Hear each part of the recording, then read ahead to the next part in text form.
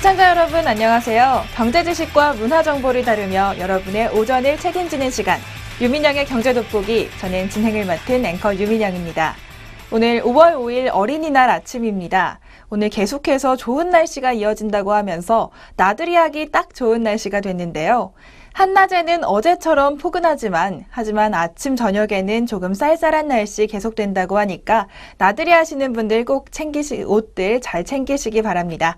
그럼 5월 5일 어린이날 저희 경제 돋보기도 어린이처럼 맑은 마음으로 시작해 보겠습니다.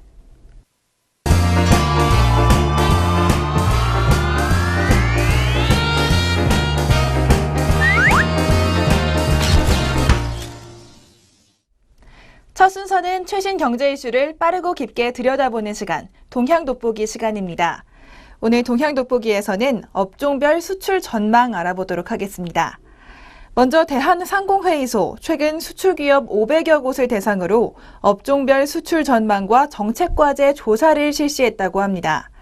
우선 올해 삼성의 갤럭시 S6와 LG의 G4 출시에 힘입어서 중국을 비롯한 인도와 브라질 시장에 스마트폰 수출이 확대될 것이라는 좋은 소식이 있습니다.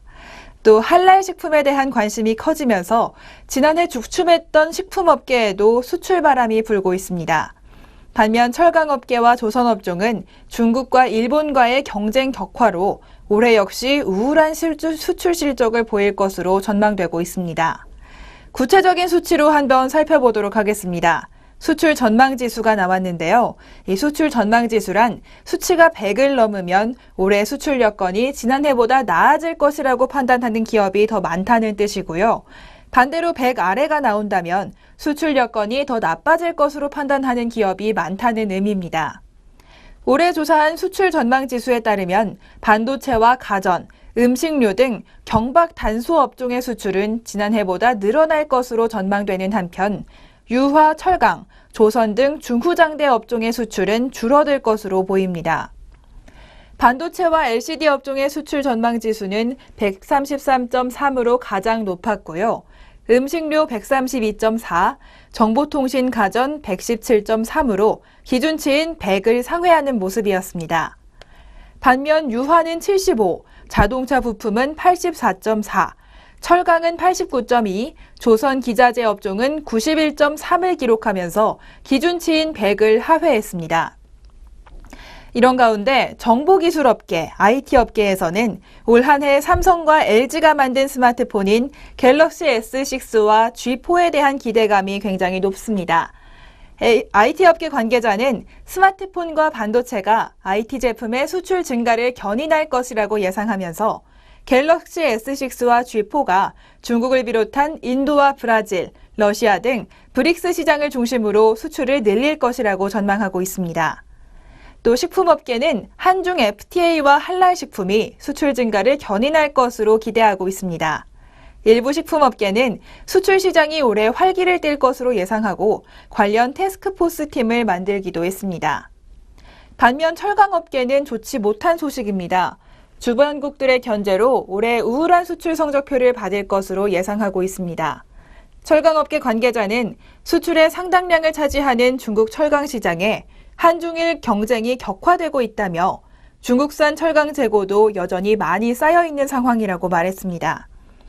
유화업계 역시도 중국과 인도와의 경쟁뿐 아니라 환율과 유가의 변동성 확대로 수출에 어려움을 겪을 것으로 보입니다. 엔화 가치도 7년 만에 최저 수준으로 떨어진 상황에서 일본과의 수출 경합도가 높은 유화업계, 가격 경쟁력 측면에서 어려움이 예상된다는 평가입니다. 전체 기업의 수출 전망 지수는 99.6입니다. 기준치인 100에 거의 근접한 수치로 기대와 우려가 혼재하고 있습니다. 먼저 대한상의 자문위원인 송백훈 성신여대 경제학과 교수에 따르면 올해 한중 FTA 발효 원년의 효과가 가시적으로 나타나면서 하반기로 갈수록 수출이 나아질 것으로 본다고 말하고 있습니다. 여기에 미국의 달러화 강세가 한풀 꺾여서 미국을 중심으로 수출이 완만하게 증가할 것으로 전망했습니다. 반면 우려의 목소리도 나옵니다. 신관호 고려대 경제학과 교수는 우리의 최대 수출처인 중국 성장률이 예년만 못하기 때문에 수출 전망치가 기대에 못 미칠 수 있다고 말하고 있습니다. 실제로 이 조사에 참여한 기업들은 수출 시장에서 가장 위협적인 경쟁국으로 중국을 꼽았습니다. 62%가 중국을 꼽았고요. 이어서 11%는 일본, 6.2%는 유럽을 꼽았습니다. 수출 애로 요인으로는 가격 경쟁력 약화가 47.4%로 가장 많았고요. 환율과 원자재 가격 불안이 그 뒤를 이었습니다.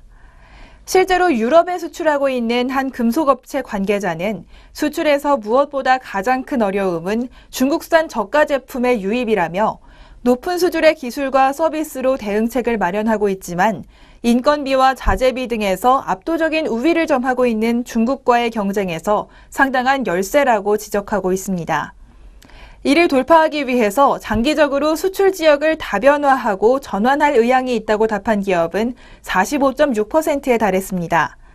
또 수출 확대와 경쟁력 강화를 위해서 정부는 환율과 원자재 가격 안정에 중점을 둬야 한다는 답변도 44.6%의 기업이 그렇다고 답했습니다. 전수봉 대한상의 경제조사본부장은 1분기에는 국제유가 하락으로 우리 수출의 17%를 차지하는 석유화학 제품 수출액이 크게 감소했고 철강과 가전 등의 수출도 부진했다고 말합니다. 앞으로도 해외 경기 회복에 불확실성이 많은 것이 사실이지만 FTA 확대 등 대내외 교역 환경의 변화를 잘 활용하는 지혜가 필요하다고 말하고 있습니다. 이렇게 우리 기업들의 수출, 기대와 우려가 혼재한 상황에서 어떤 방식으로 위기를 타개하고 좋은 점은 더 극대화시킬 수 있을지 기대되고 있습니다. 지금까지 동향돋보기 시간이었습니다.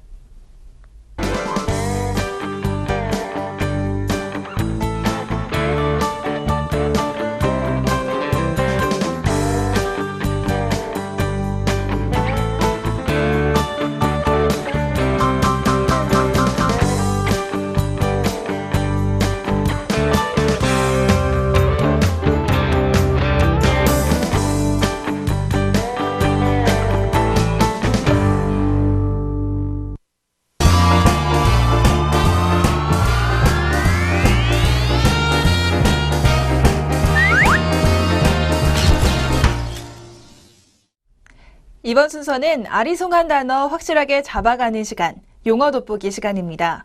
오늘은 재정환율이라는 용어 준비했습니다. 최근 환율 관련 기사 보시면 재정환율이라는 말이 많이 나오는데요. 특히 엔저 현상이 지속된다는 기사에서 재정환율이라는 용어가 빠지지 않고 나옵니다. 바로 원화와 엔화는 국내 외환 시장에서 직접 거래되지 않기 때문에 이 재정환율이라는 용어를 씁니다. 원화와 엔화는 직거래 시장 없이 달러화를 중간 매개로 활용하는 재정환율로 상대적 가치를 매깁니다. 바로 달러화가 중간 매개가 되는 환율을 재정환율이라고 부르는 건데요. 여기서 재정이란 중재, 조정 등의 의미를 지닌 프랑스어 아비트라지를 번역한 한자어입니다. 달러화를 중심으로 계산한다는 의미, 예를 들어서 설명해 드리겠습니다. 원달러 환율이 만약 달러당 1,000원이고 국제금융시장에서 N달러 환율은 달러당 100원이라면 달러를 가운데 두고 원과 N을 계산합니다. 그래서 원엔 환율은 100엔당 1,000원이라는 식으로 이렇게 달러화를 활용한 중간 계산을 거쳐서 결정되는 식입니다. 국내 외환 시장에서는 달러화와 위안화만 직거래가 가능하기 때문에 원과 엔, 그리고 원과 유로 환율 등은 모두 재정환율로 산출됩니다. 최근 원엔 환율, 재정환율이 가파르게 상승하고 있다고 하는데요. 원화 가치가 가파르게 상승한 것은 달러화 대비 엔화 가치는 떨어지는데 달러 대비 원화 가치는 오르거나 혹은 하락하더라도 그 속도가 엔화보다 더디기 때문입니다. 이런 엔저는 수출은 물론 유통과 관광, 일본 제품의 수입 등 한국 경제에 전방위로 영향을 미치고 있습니다.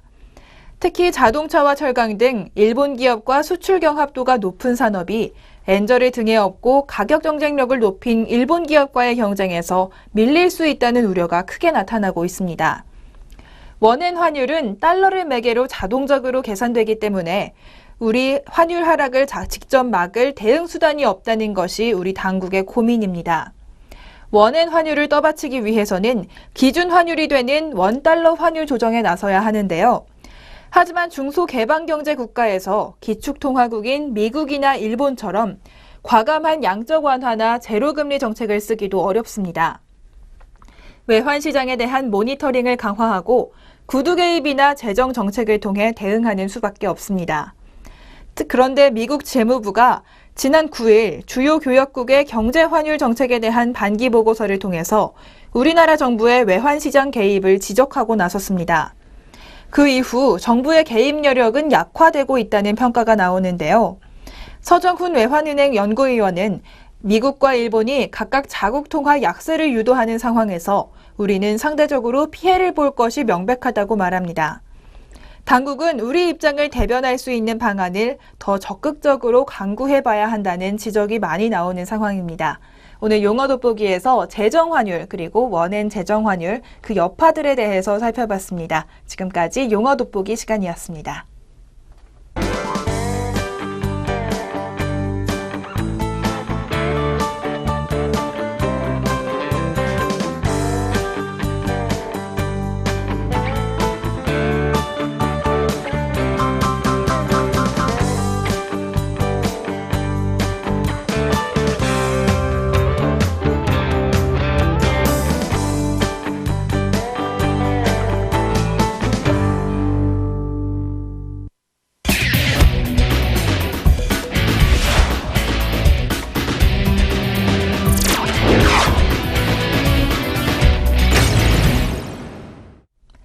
경제의 문화적 재미를 더하다. 컬처 앤 이코노미 시간입니다. 오늘은 경제학 신간 소개해드리는 수요일입니다. 오늘 경제학 신간은 성과를 내려면 원칙을 비틀어라 라는 제목의 책 준비했습니다. 성과를 내려면 원칙을 지켜라가 아니라 원칙을 비틀어라 라고 말하는 책. 내용이 참 궁금한데요. 자세히 한번 들여다보겠습니다. 최근 각 경제연구소의 우리나라 경제성장률 예측치는 3%가 채 되지 않는 경우도 많습니다. 또 한국은행의 기준금리는 사상 최저치인 1.75%인 상황이죠. 저성장, 저금리, 저물가 시대에 탈출구가 보이지 않는다는 푸념이 너무나도 자연스럽게 나오는 시기이기도 합니다. 창조 경제를 굳이 언급하지 않더라도 많은 회사들에선 창의력, 혁신, 탁월성 등을 주요 과제로 삼고 있습니다. 지금보다 더 나은 결과나 또 성장을 위해서는 반드시 창의력과 혁신이 필요하다고 생각하는 건데요. 어떤 기업체에서는 아이디어에 미쳐라, 아이디어가 없으면 죽어라 라는 다소 공격적인 슬로건을 걸면서 전 구성원에게 강한 드라이브를 걸기도 합니다. 이런 분위기는 국내 한 기업의 예가 아닙니다. 이윤을 목적으로 하는 기업이라면 전 세계 기업들이 모두 직원들의 열정을 요구하고 있습니다. 그런데 모두가 그렇게 직원들을 압박하고 창의력과 혁신을 중시하는데도 왜 지금 성공한 기업들은 극소수에 불과할까요? 바로 이 책 성과를 내려면 원칙을 비틀어라 라는 책은 저자 제이크 브리가 이런 현상을 맹목적으로 기업 내 형성된 미덕을 숭배한 결과라고 단언하고 있습니다. 고생물학과 진화생물학 분야의 저명한 학자인 고 스티븐 제이 굴드의 말을 빌려서 이렇게 설명하고 있습니다. 우리가 가장 잘 안다고 생각하며 그래서 절대 검증하거나 의문을 제기하지 않는 스토리들은 대부분이 잘못된 것이다. 이렇게 말을 하고 있는데요. 결국 아무도 의문을 제기하지 않는 숭배된 원칙은 틀렸다는 경우가 많습니다. 제이크 브리드는 이런 일련의 인식들을 신성한 소를 숭배한다고 비유하고 있습니다. 힌두교가 융성하는 인도에서는 소 그 자체가 독실한 숭배를 받는 신성한 대상입니다. 신성한 소라는 표현은 여기서 나온 건데요. 소가 신성해서가 아니라 숭배의 대상이기 때문에 그 자체로 성스러운 것이고 어떤 형태로든 비판이 허용되지 않기 때문에 성스럽게 느껴진다는 것입니다. 바로 비판이 허용되지 않는 관념이나 관습, 제도를 가리키는 용어로 쓰이는데요. 인도에서 운전자들은 꽉 막힌 도로에서 소들을 발견하면 어렵게 피해 다녀야 합니다. 우리가 직장에서 접하는 소들은 그렇게 얼른 눈에 띄는 신성한 소는 아닙니다. 여러 기업이나 조직을 컨설팅한 저자는 직장 내에서 가장 강력하고 가장 인식하기 어려우며 가장 많은 해를 끼치는 신성한 소로 균형과 협력, 창의성, 탁월성, 공정성, 열정, 준비 같은 가치들을 꼽습니다. 이 7가지 미덕들은 세상의 모든 직업과 모든 직장, 모든 직급에 등장하며 절대적으로 숭배되고 있습니다. 물론 이 미덕들을 전혀 갖추지 말자는 이야기는 아닙니다. 전혀 갖추지 않았다면 그것도 문제일 것이지만 저자가 말하고자 하는 핵심은 이 미덕들이 역효과를 내는 경우가 있다는 것, 언제, 어떻게 효과를 내는지 혹은 역효과를 내는지를 꼭 알아야 한다는 것입니다. 이 미덕들이 도움이 되도록 하려면 어떻게 조정해야 하는지를 알아야만 성과를 낼 수 있다고 말하고 있습니다. 사람들은 모두 악습은 경계해야 한다는 걸 알고 있지만 오래된 관습처럼 내려온 미덕에 대해서는 아무런 의심을 하지 않는 경향이 있습니다. 적당히 내려온 미덕을 지키면서 조직이나 회사를 꾸려나간다면 비판받을 염려는 없기 때문입니다. 하지만 마지막에는 조직과 회사가 성장을 둔화되면서 제자리 걸음을 걷게 됩니다. 열심히 미덕들을 지키면서 일을 하는데 성과가 보이지 않는다며 왜 그런지 문제점을 찾으라는 CEO의 공허한 목소리만 남게 될 뿐입니다. 결국 회사와 조직을 이끄는 리더라면 의심 없이 섬겨온 미덕들이 언제 악덕으로 바뀌는지를 꼭 알아야 합니다. 그것이 바로 리더십이라고 저자는 강조하고 있는데요. 한 가지 예를 소개해드리겠습니다. 혼잡한 소셜미디어 시장으로 뛰어들려면 고유한 아이디어를 가져야 한다. 많은 사람들이 이렇게 생각하고 있지만 저자는 이 말에 동의하지 않습니다. 그리고 벤 실버먼이라는 한 창업자도 이 말에 동의하지 않았습니다. 실버먼은 어린 시절에 곤충을 잡으러 뛰어다닐 때부터 수집을 참 좋아했다고 하는데요. 어른이 되어서도 온갖 수집품으로 가득한 장식장을 보면 탄성을 내지르면서 그 앞을 떠날 줄 몰랐다고 합니다. 구글에 다니던 그는 2008년에 친구와 함께 앱을 만들 생각으로 회사를 그만뒀다고 하는데요. 그리고 이듬해에 사이트 하나를 구축했습니다. 바로 그것이 핀터레스트입니다. 핀터레스트는 이미지 공유 그리고 검색 사이트로 모바일 SNS 시장 점유율 면에서 세계 2위를 차지하고 있습니다. 바로 그의 수집벽이 핀터레스트로 꽃을 피운 것인데요. 경쟁 심한 SNS 시장에서 큰 성과를 거뒀지만 따지고 보면 핀터레스트의 개념은 고유한 아이디어가 아니라고 합니다. 실버먼이 어릴 적부터 좋아했던 수집벽, 이것을 인터넷과 모바일 시장에 옮겨놓은 것일 뿐입니다. 인간은 물건을 수집하고 정리하기를 좋아합니다. 물건을 상자에서 깔끔하게 정리하는 것부터 잡지에서 사진을 오리는 것, 핀터레스트의 아날로그 버전이라고 할 수 있습니다. 이런 것들을 온라인에서도 할 수 있도록 만든 것, 그것이 벤 실버먼의 아이디어였을 뿐입니다. 이용자는 다른 사람의 포스트에서 좋아하는 이미지를 가져다가 자신의 포스트에 꽂을 수 있도록 만든 서비스인데요.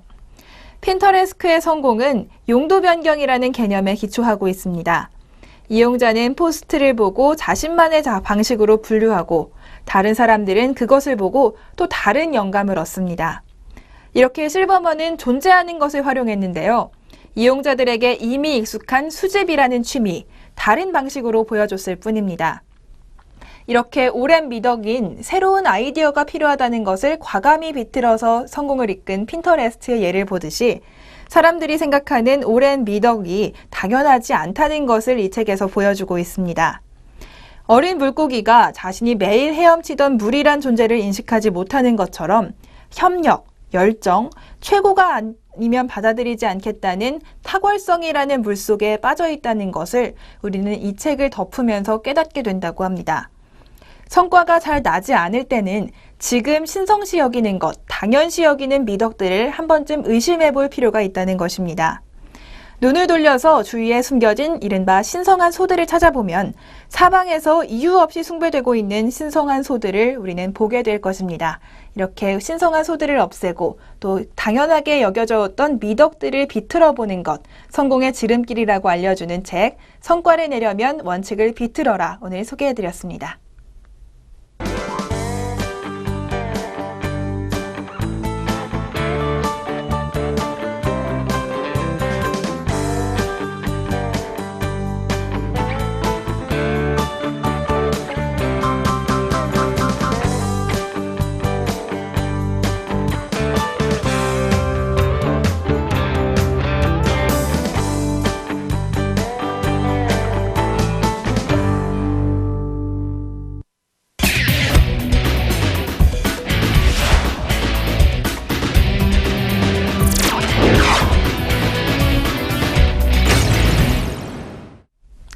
경제 돋보기, 이번 순서는 주목할 만한 주식 한 종목씩 소개해드리는 주식 한마디 시간입니다. 오늘 주식 한마디에서는 바로 S&T 모티브에 대해서 살펴보도록 하겠습니다. S&T 모티브의 1분기 실적이 발표됐습니다. 전체 매출의 42%를 차지하며 비중을 가장 많이 차지하고 있는 샤시 부분의 매출은 추정치와 비슷한 상황을 보여줬고요. 29%를 차지하는 모터 부문은 예상을 조금 상회하는 모습이었습니다. 또 17% 비중의 방산 부문의 매출이 예상을 크게 뛰어넘어 25% 이상을 보여준 반면 현재 비중 13%에서 점점 비중이 줄어들고 있는 전장 부문은 추정치를 9% 정도 하회했습니다. 고객별로 살펴보면요. 한국 GM의 비중이 전년 동기 대비 줄어들면서 전체 GM 비중은 52%에서 41%로 줄어들었습니다. 또 방산 내수를 의미하는 우리나라 정부향 매출은 비중이 1.4%로 미미했지만 계절성에 따른 특징이라고 이해할 수가 있습니다. 작년에도 1분기 비중은 3.2%였기 때문입니다. 이런 상황에서 수익성 개선은 단기 이슈가 아닌 구조적 현상이라는 판단이 나오고 있습니다. 그 이유 먼저 샤시 부문의 믹스 개선인데요. 매출 부분이 가장 크게 차지하고 있는 샤시 부문의 수익성 7.7%에서 8% 정도로 개선된 것으로 추정되고 있습니다. 수익성 개선의 배경은 2014년 하반기부터 본격화된 GM향 자동 변속기용 오일 펌프입니다. 5년 이상 지속되는 장기 프로젝트이기 때문에 수익성 개선에 지속적으로 기여할 전망입니다. 두 번째로는 방산 부문의 수출 비중 상승을 눈여겨보실 만한데요. 1분기에 방산 부문 매출이 크게 늘었지만 우리나라 정부향 매출은 크게 다름이 없다는 것, 바로 수출이 크게 증가했음을 의미합니다. 일반적으로 방산 부문의 수익성은 내수에 비해서 수출 부문이 훨씬 수익성이 높습니다. S&T 모티브의 수출 비중 지속적으로 상승하면서 수익성 개선을 견인할 것으로 전망되고 있습니다. 이렇게 구석구석 들여다보면 좋은 점들이 많이 보이고 있는 S&T 모티브 1분기 실적 오늘 뜯어봤습니다.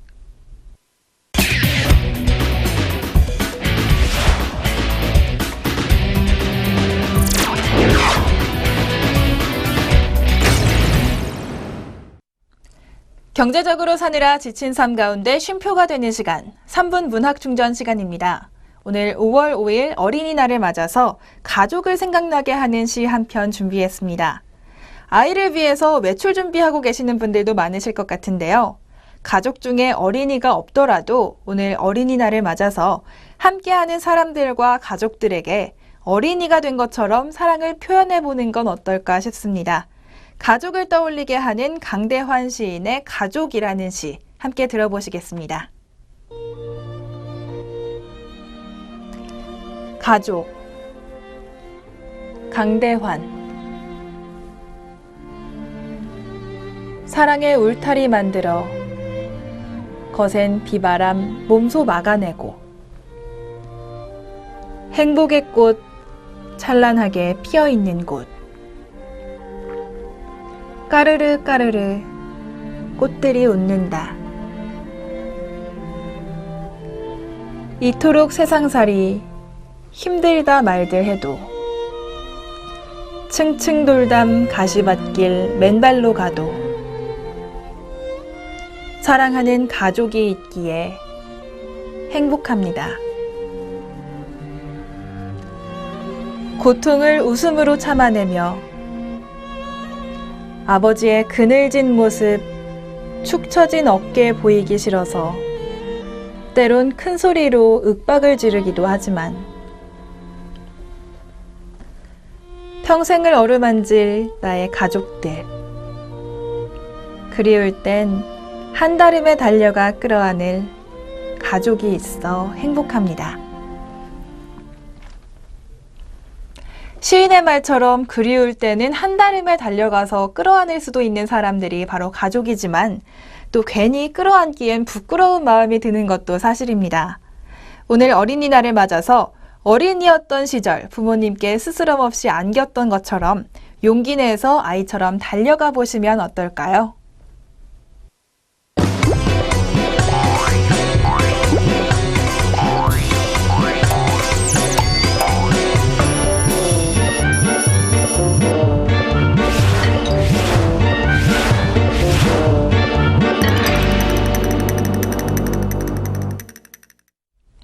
경제 돋보기 오늘 준비한 소식 모두 전해드렸습니다. 화창한 5월의 휴일, 참 좋은 날씨가 계속되고 있는데요.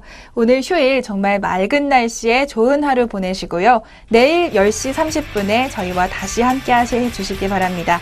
경제 돋보기 내일 다시 찾아뵙겠습니다. 시청해주신 여러분 고맙습니다.